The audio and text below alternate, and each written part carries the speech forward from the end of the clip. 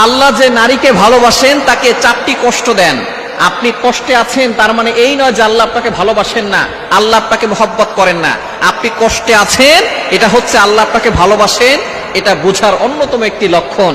আপনি কষ্ট থাকলেই বুঝবেন যে আল্লাহ তাআলা হয়তো আপনার গুনাহ মাফ করাচ্ছেন, অথবা আল্লাহ পাক রব্বুল আলামিন আপনার মর্যাদা বৃদ্ধি করে দিচ্ছেন।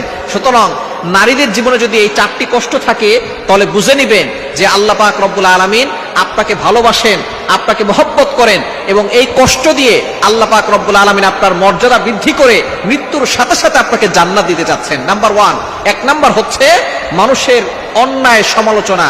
আপনি কোনো কাজ করেন না, কিন্তু মানুষ আপনাকে মিথ্যা অপবাদ দিচ্ছে, আপনাকে মানুষ গালিগালাজ করছে, মানুষ আপনাকে অপবাদ দিয়ে আপনাকে হেয় প্রতিপন্ন করছে, ক্রিটিসাইজ করছে। যদি এরকম দেখেন তাহলে মনে করবেন আল্লাহ আপনাকে ভালোবাসে। আল্লাহ পাক রব্বুল আলামিনের একজন বান্দী ছিলেন দুনিয়াতে, যার নাম হচ্ছে মারিয়াম আলাইহিস সালাম। হযরত ইমরান আলাইহিস সালামের কন্যা ছিলেন এবং হযরত ঈসা আলাইহিস সালামের মা ছিলেন।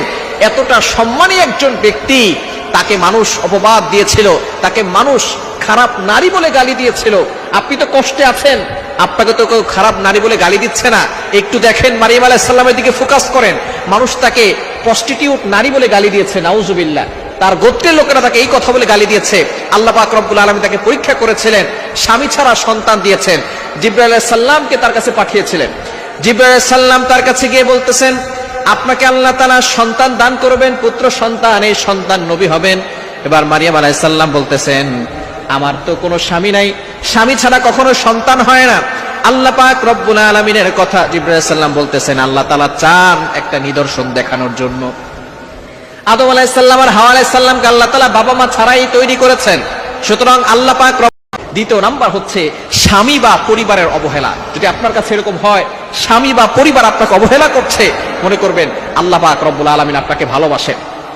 আসিয়া আলাইহিস সালাম, সে ফেরাউনের কাছে ছিল, ফেরাউন তাকে কষ্ট দিয়েছে, নির্যাতন করেছে, অবহেলা করেছে, ক্রিটিসাইজ করেছে, কিন্তু তারপরে তিনি ঈমান হারা হন নাই, আল্লাহর উপরে ভরসা রেখেছেন।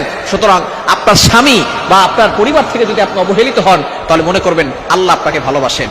3 নাম্বার হচ্ছে যদি আপনার শারীরিক অসুস্থতা থাকে, দুর্বলতা থাকে, তাহলে মনে করবেন আল্লাহ পাক রব্বুল আলামিন আপনাকে ভালোবাসেন। আল্লাহ পাক রব্বুল আলামিন অসুস্থতা দিয়ে, শরীর দুর্বলতা দিয়ে আল্লাহ তাআলা বান্দাকে পরীক্ষা করেন, বান্দিকে পরীক্ষা করেন। এবং 4 নাম্বার হচ্ছে যদি আপনার রিজিকে সংকীর্ণ থাকে, আপনার রিজিক যদি কম থাকে, অর্থাৎ আপনার খাবার কম, অথবা আল্লাহ পাক রব্বুল আলামিন আপনাকে সম্পদশালী বানান নাই, যদি এরকম হয়, রিজিকের সংকট দেখা দেয়, মনে করবেন আল্লাহ আপনাকে ভালোবাসে। যেই নারীকে আল্লাহ ভালোবাসেন তাকে এই 4টি বিপদ দেন, 4টি কষ্ট দেন। আল্লাহ পাক রব্বুল আলামিন তার পরীক্ষা করেন যে এই বান্দি, আমি তাকে ভালোবাসি, সে আমার ভালোবাসায় এই কষ্ট সহ্য করতে পারে কিনা। যদি সে ধৈর্য ধারণ করে, আল্লাহ পাক রব্বুল আলামিন দুনিয়াতেও সম্মান বাড়িয়ে দেন, আখিরাতেও আল্লাহ তাআলা নাজাতের ব্যবস্থা করে দেন।